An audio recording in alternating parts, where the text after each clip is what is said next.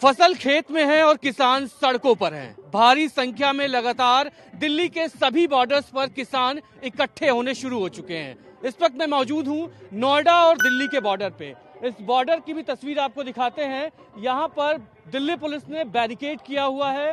इसके ठीक पीछे सीआरपीएफ के जवान तैनात हैं ताकि किसान दिल्ली की सीमा में दाखिल न हो पाए। लेकिन इन सब के बीच सबसे बड़ी परेशानी किसानों की ये है कि रात के वक्त खुले आसमान के नीचे रात गुजारना। इस बॉर्डर पर रात में सैकड़ों की संख्या में किसान डटे हुए हैं और यहाँ पर रात में क्या कुछ इंतजाम किए गए हैं किसानों की तरफ से इस ठंड से बचने के लिए, ये आपको एक तस्वीर दिखाते हैं। किसानों ने अलाव जलाई है।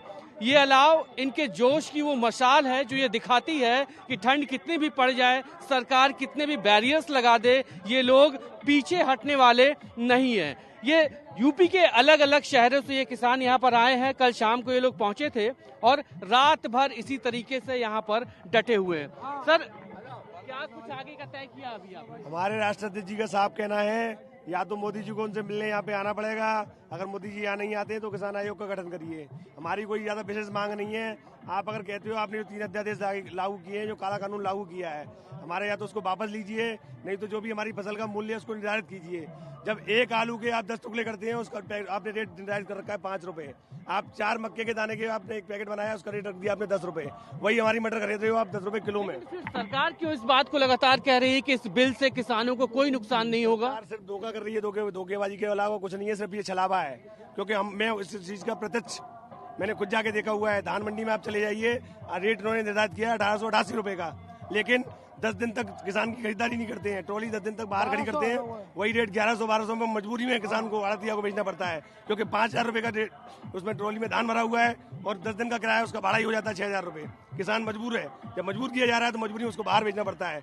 आप एक दिन की खरीद निकलवा लीजिए, किसी भी आप मंडी में चले जाइए, पर डे की खरीद निकलवाइए, 10 क्विंटल से ज्यादा खरीदारी नहीं करते हैं। और जबकि इनका लक्ष्य पूरा निर्धारित है 5.5 क्विंटल के आसपास, 5.5 लाख क्विंटल इनको खरीदारी करनी है। तो हर जगह ये फ्रॉड कर रहे हैं, धोखाधड़ी कर रहे हैं। हम लोग इसी वजह से आज मजबूरी में हम लोग यहाँ आना पड़ा है। लेकिन सरकार ने ये भी कहा है कि जो बिल है उससे किसानों को फायदा ये होगा कि जब भी कोई शिकायत करेंगे उसका निपटारा 30 दिन के अंदर हो जाएगा। जी नहीं, ऐसा कुछ नहीं है। ये केवल दिखावटी और बनावटी बात है सरकार की और माननीय प्रधानमंत्री जी के।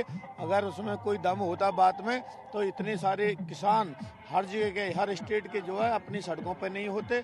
और इन लोगों को ये महसूस हो रहा है कि कहीं ना कहीं हमने वोट दे करके जहाँ शीर्ष पे बैठाया है माननीय प्रधानमंत्री जी को, 2 बार देश का प्रधानमंत्री बनाया है, और वही आज किसानों के साथ में जो किसान 70% किसानों ने इनकी सरकार बनाई है, वही आज पीड़ा में है, वही दुख में है और कहीं न कहीं अपने हक के लिए सड़कों पर उतरा हुआ और यहाँ लड़ाई लड़ रहा है। सड़कों पे आप लोग आज बैठे हुए हैं और भी बाकी आपके साथी आ रहे होंगे अभी।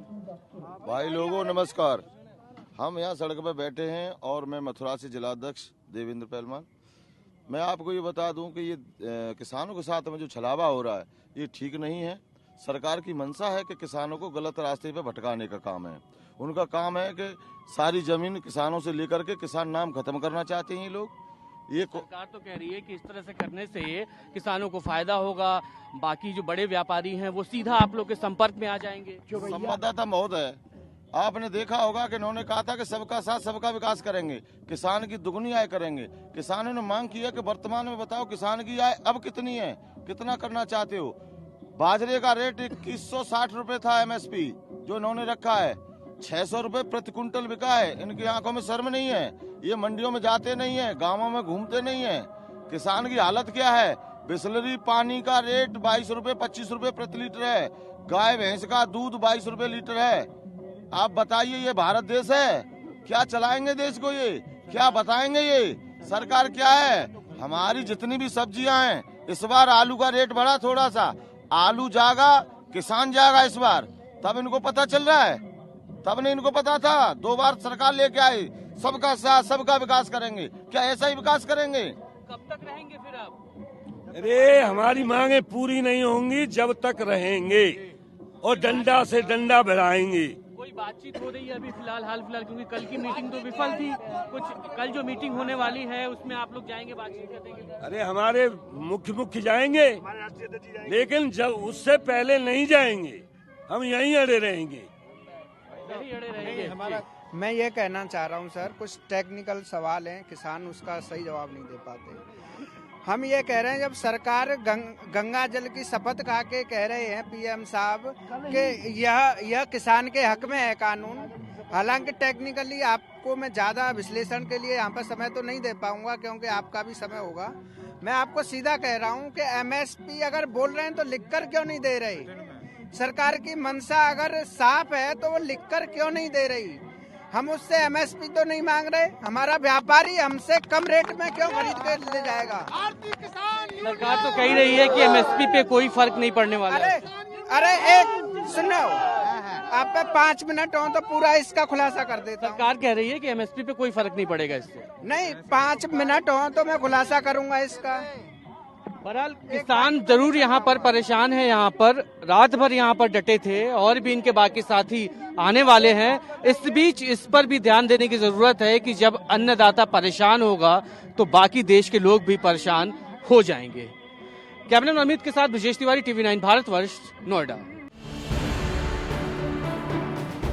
फिक्र आपकी, सोमवार से शुक्रवार रात 9 बजे सिर्फ TV9 भारतवर्ष पर।